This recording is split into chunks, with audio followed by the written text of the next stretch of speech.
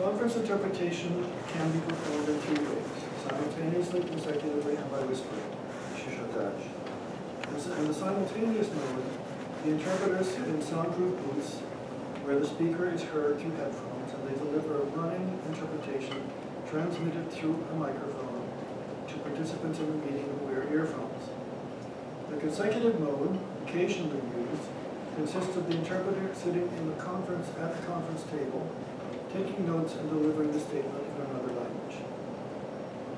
Situations do arise in which it is impractical to provide simultaneous interpretation equipment. For example, urgent meetings held on short notice, impromptu interviews, confidential one-on-one negotiations, press conferences held outdoors or on an airport tarmac, confidential medical or psychiatric evaluations, interrogations, etc. For such events, consecutive interpretation remains the norm. It is thought by some that the use of a single interpreter rather than a team enhances confidentiality. And the use of particular individual interpreters with specialized knowledge or experience can enhance quality as well. Consecutive is also used by most court systems at trials and hearings, by lawyers for depositions, and in healthcare settings. It has the additional advantage of providing brief pauses during which the participants can think about what has been said and about their next question or response. Performing consecutive interpretation, whether in training or on the job, also helps interpreters to develop skills that are useful in simultaneous interpretation. Whispering, or chuchotage, also occasionally used in certain working environments, such as field missions, press conferences, high-level, bilateral, private meetings, consists of the interpreter simultaneously whispering the interpretation directly to a very limited audience, with or without mobile equipment. The United Nations relies mainly on simultaneous interpretation because its work generally involves large, multiple language meetings. The organization has 6 official languages: Arabic, Chinese, English, French, Russian, and Spanish, and 2 working languages, English and French. All UN staff are required to possess at least one of the working languages. Conferences and meetings of the United Nations bodies may be conducted in as many as all 6 official languages.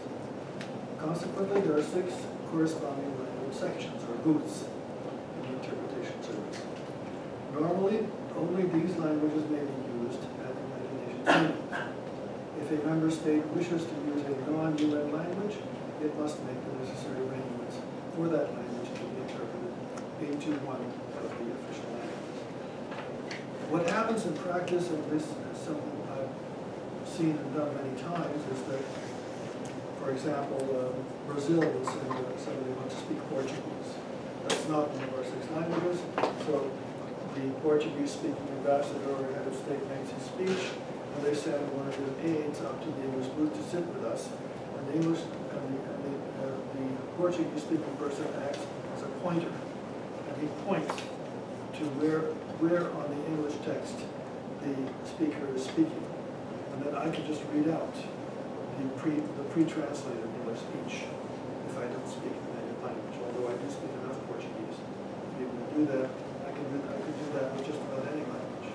So that's one way of handling a situation where somebody wants to make a speech in some other language than the 6 UN official languages.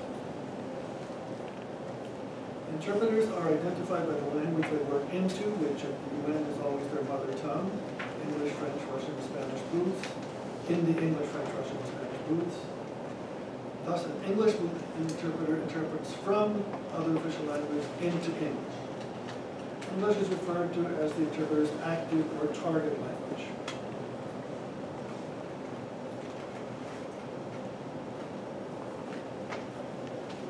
While the 2 other languages from which he interprets are referred to as passive or source languages.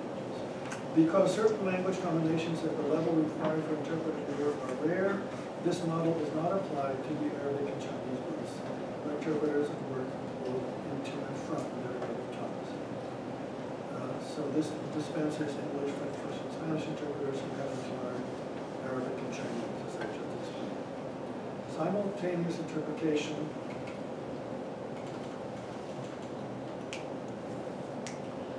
made it possible for international relations to take place multilingually in real time, meeting the language needs of many international fora and conferences that developed in the 20th century, thanks to the ability of modern transportation to bring together large numbers of diplomats, officials, and experts from many countries to one place. At the time I joined the UN, we didn't have 193 countries in the world. Many of them were still thought of as colonies. Now we have 193 countries in the world. They are all on equal footing. They all have something to say about global warming, for example, or many other issues. And they all show up at international conferences with their speeches. So how do you get 193 people to make their speech in the space of, say, 2 days or 3 days or a week or whatever? You have to be able to handle all the speeches in simultaneous if you want to be able to reach the whole audience. There's no way that could ever be done again as it was in the days of the League of Nations in consecutive. Every speech had to be delivered 2 or 3 times.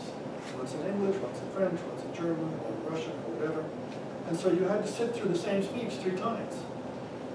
And imagine the boredom, imagine the tedium that must have involved at the time.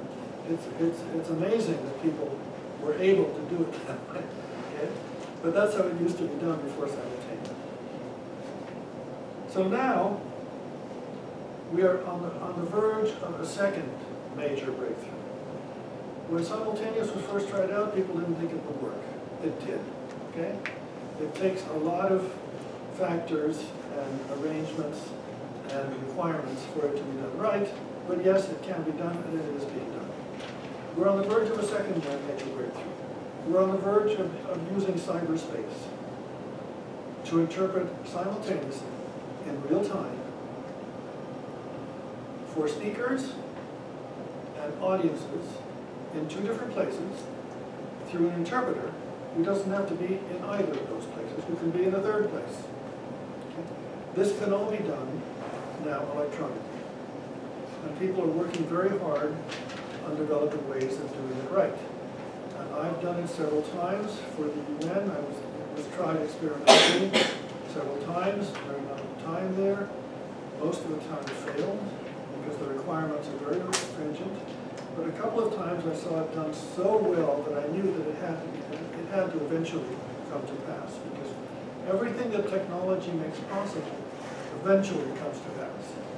It's just a matter of time before somebody gets it right and finds the right solution.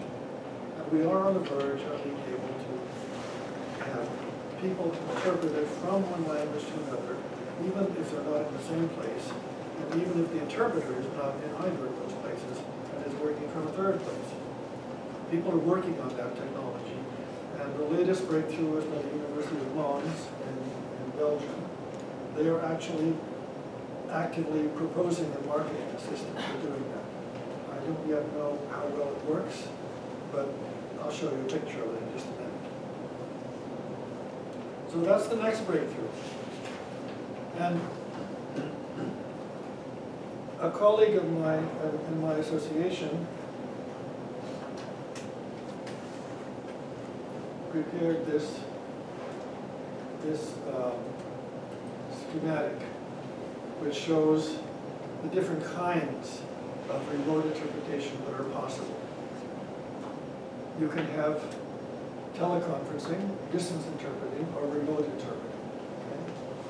You can have very simple things like I once interpreted for the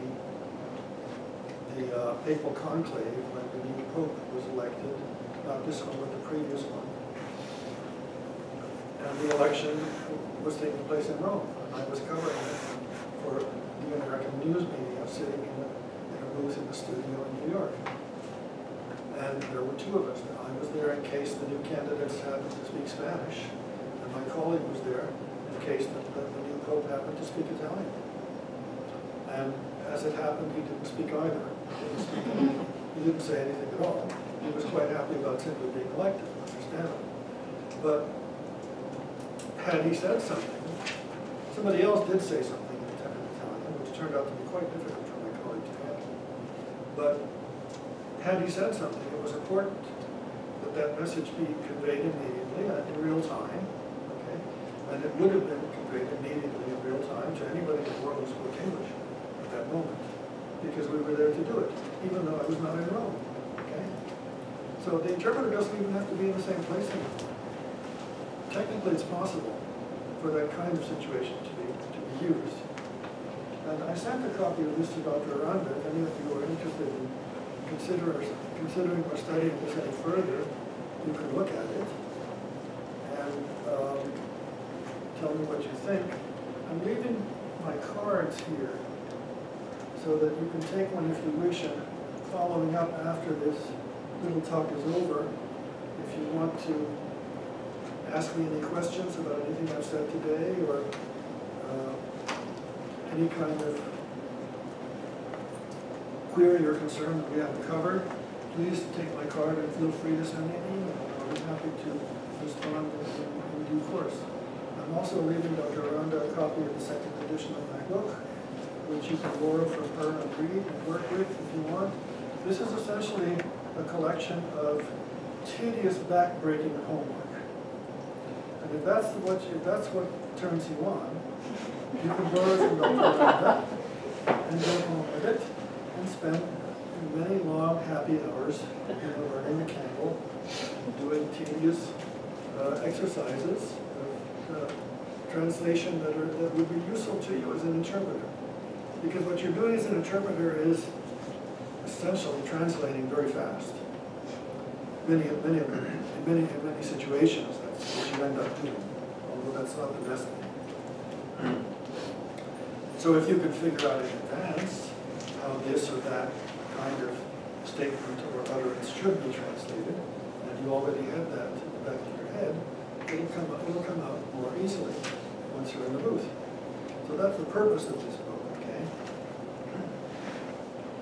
And I think that pretty much covers what I have to say, except that I did want to show you a few pictures from just sort of at random. I'm working on a book that's going to be published next year that's going to be called Interpreting the New Millennium. It's going to be published by Multilingual Matters, the same publisher that published this. And it's going to try to cover the main kinds of situations where you need to think in advance about how this situation should be handled so that it doesn't catch you by surprise when you find yourself in the booth. Okay? And I throw in also some very simple and very universal bits of advice. Develop a personal note-taking system based on your own handwriting. That's one of the first things that you should be doing. And it doesn't even require a lot of special attention on the part of your professor. You should be doing it right now. You should be doing it every day. You should be spending at least 10 or 15 minutes writing down something, anything, whatever you hear on the radio or TV or anything, in the shortest possible shorthand way that you can think of, based on your own handwriting, and based on your own ideas. Because that's the only thing that's going to work for you when you actually get to interpret that profession. So note-taking is very important. This is what a page of an interpreter's notes actually looks like. So you can see it's not a kind of linear word-for-word type of thing that you might think it is. And you have to develop ways of interpreting from notes. Interrupt the speaker. Oops, what did I do? Went the wrong way.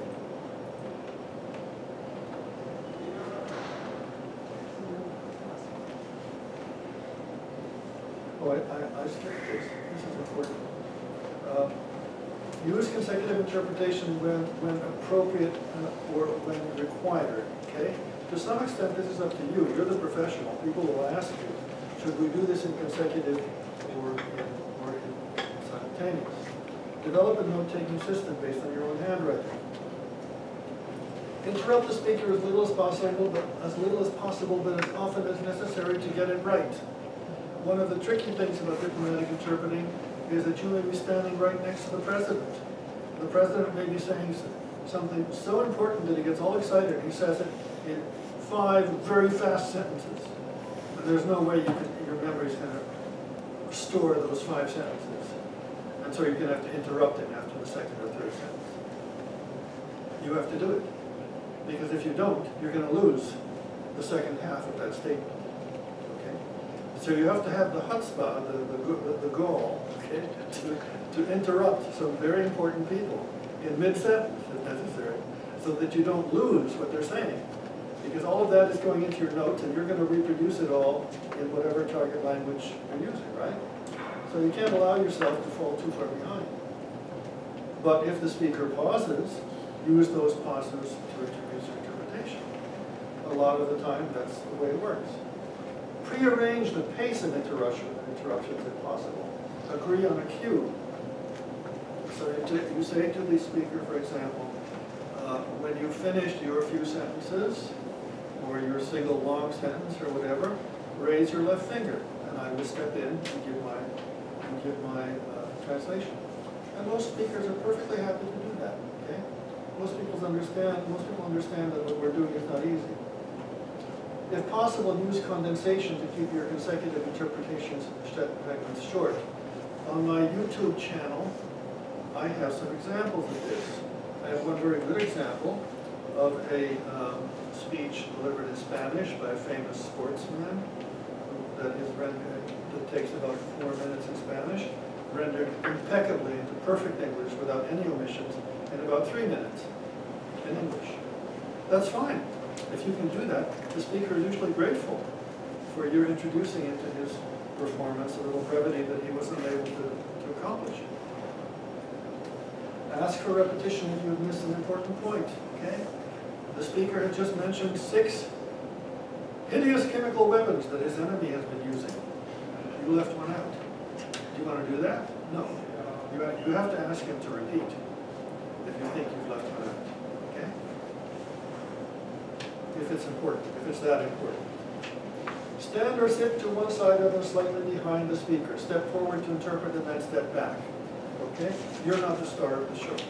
The speaker is the star of the show. You are a bit player. You're there to do your bit and then step back and remain behind the scene. Okay? Stand beside and slightly behind the speaker. Or sit beside and slightly behind the speaker.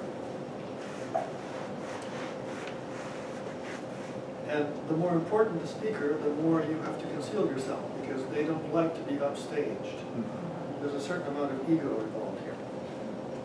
Here you can't even see either of them. They've managed to become completely invisible. And believe it or not, that makes them even more valuable to their clients. Okay? Be discreet and unobtrusive. Avoid distracting attention from the speaker. Don't do what this guy is doing. Okay? Don't make a display of yourself. In a dialogue or joint news conference, stand or sit between the speakers.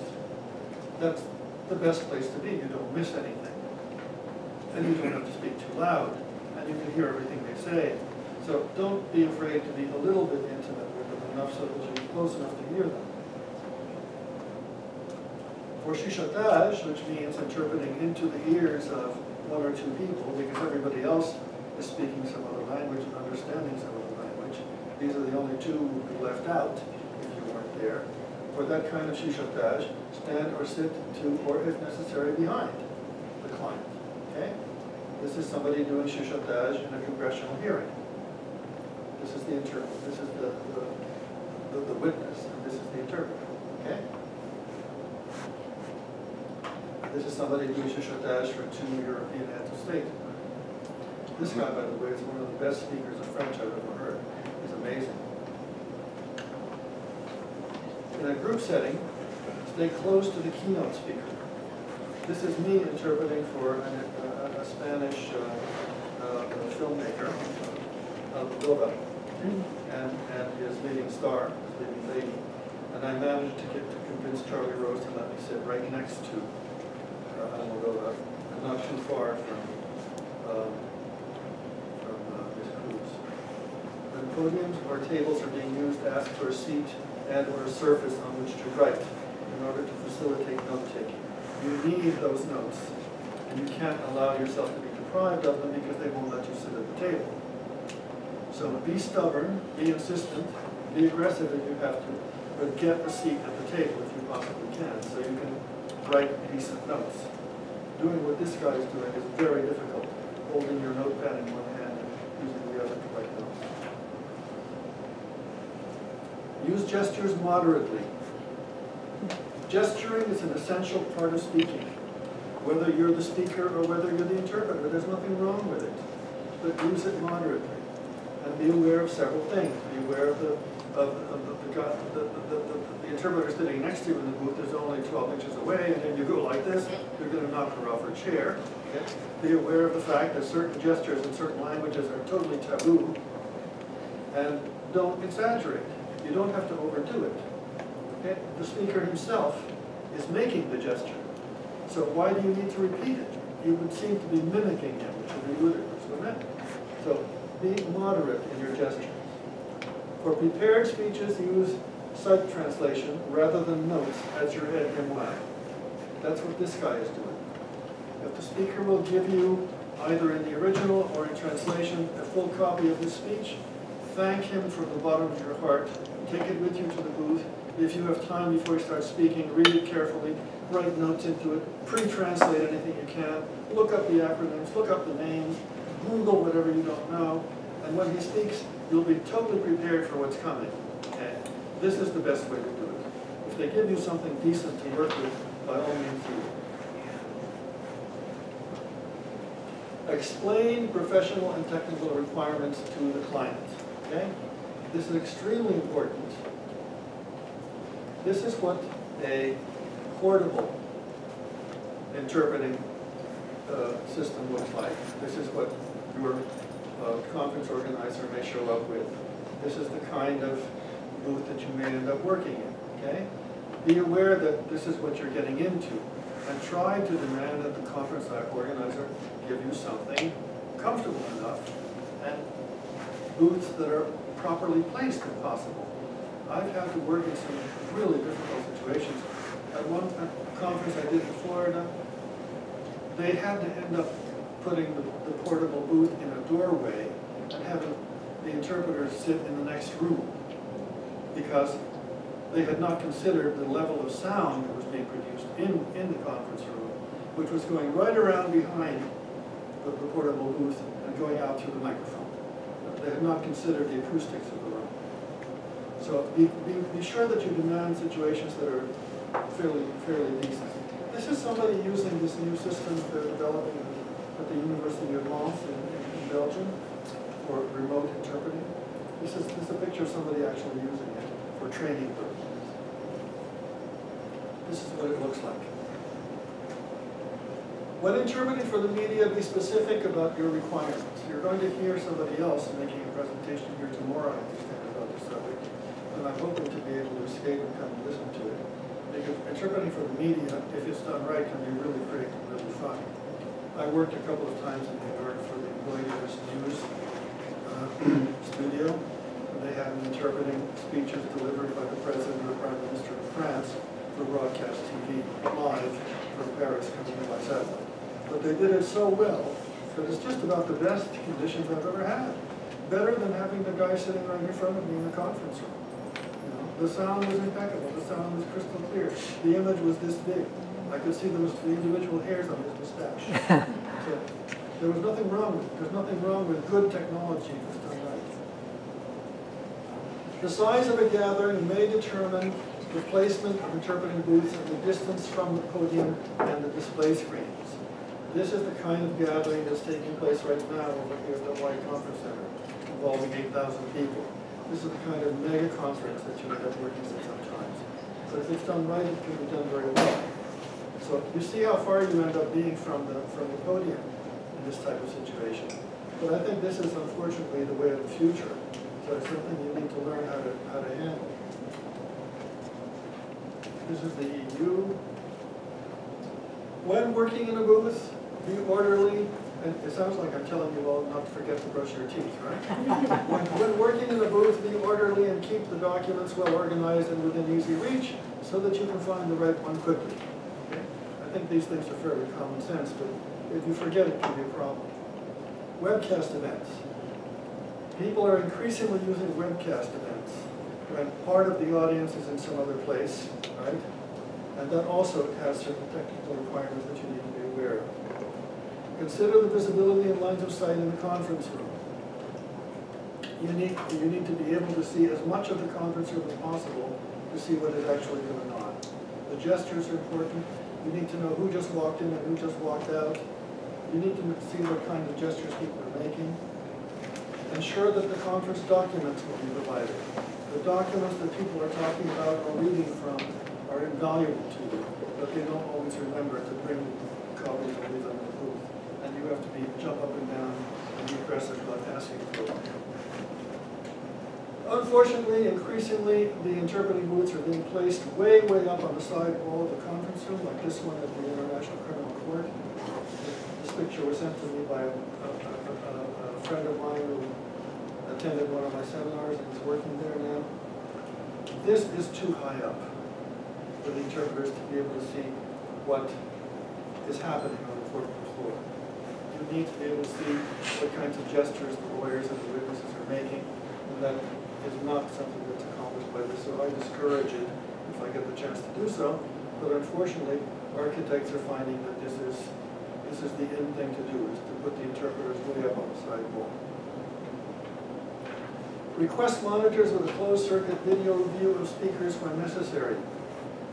This kind of view is extremely useful because it shows you what is happening in the conference room, and if the camera crew is doing their job, they'll show you what's happening in the conference room, they'll show you what kind of gestures the speaker is making, and they'll show you how the people on the podium are reacting. They'll show you all those things. So these kinds of monitors are very useful. Not always possible if the conference room is round. Multiple booths for several languages may have to be placed at the back of the hall. Just something to be aware of. This is the kind of view you may end up getting. Not always the best. Large screens in the conference room can be used to display enlarged pictures of the speaker visible from the interpretation booths. So seeing the speaker like this is almost as good as seeing him close up, because you can see his facial expressions. Monitors can be used to present the interpreter with several images of proceedings on the conference room floor. This is from the New Zealand Parliament. Okay. The rest is just common sense advice. These are pictures of two of my seminars. This one is in the District Court of Boise, Idaho, and this one is in this is a group of interpreters in Frankfurt, Germany, who just happened to be native Spanish speakers and discovered that there was suddenly, for some reason, a very active market for Spanish-English interpreters in Germany. So they brought me over to do a seminar for them in Frankfurt. And they did very well, amazingly well-qualified people, with a uniquely good note-taking system that I wish I knew. So I think I've said just about all there is to do about UN conferences and UN interpreting, but this is simply a list of several major diplomatic conferences that the UN held between 1982 and 2002 while I was there, which could not have taken place without the 6 languages, because they were global conferences. The Conference on the Law of the Sea, the first major UN Security Council meeting, the United Nations Conference on Environment and Development, the UN General Assembly's special commemorative meeting in 1995, the conference in Rome on the establishment of the International Criminal Court. These are things that have happened, could not have happened, without full 6-language, multilingual, simultaneous interpreting. Something as dicey, as thorny, as difficult as enacting an international criminal code to deal with war crimes and crimes against humanity you can imagine how important it was that every nuance be exactly rendered in all 6 languages at that meeting, and it was. I was there. That is the kind of thing that, in my opinion, can only be done through the multilingual system. And the International Conference on Financing for Development in Monterey in 2002. That's just a list, an example of 6 major international diplomatic conferences that have taken place while I was there under the multilingual simultaneous interpreting regime that we use at the UN. And these are things that illustrate what can be achieved through real multilingual communication. Imagine, for example, there are actually people recently who have been arguing that yes, English could be a universal language. I'm sorry, it's a beautiful language. And I was among the first to rise to the defense of, I published this article in several newsletters defending English when the European Union decided that they were going to do without it because the UK was leaving. I said, no, you can't do that. English is too important. But imagine for a moment everybody in the world being forced to adopt an international criminal code in English. Imagine that. No, it could never be done. It could never be done. You have to understand the nuances of what you're doing. So that's the kind of system we have today. It's taken 50 years to get there, but that's the version we have today of diplomatic interpreting. And I think it's an absolutely essential function that we have today. And I thank you for coming and listening to this, and I urge you all to be interested in it and to follow up and to email me any questions you may have.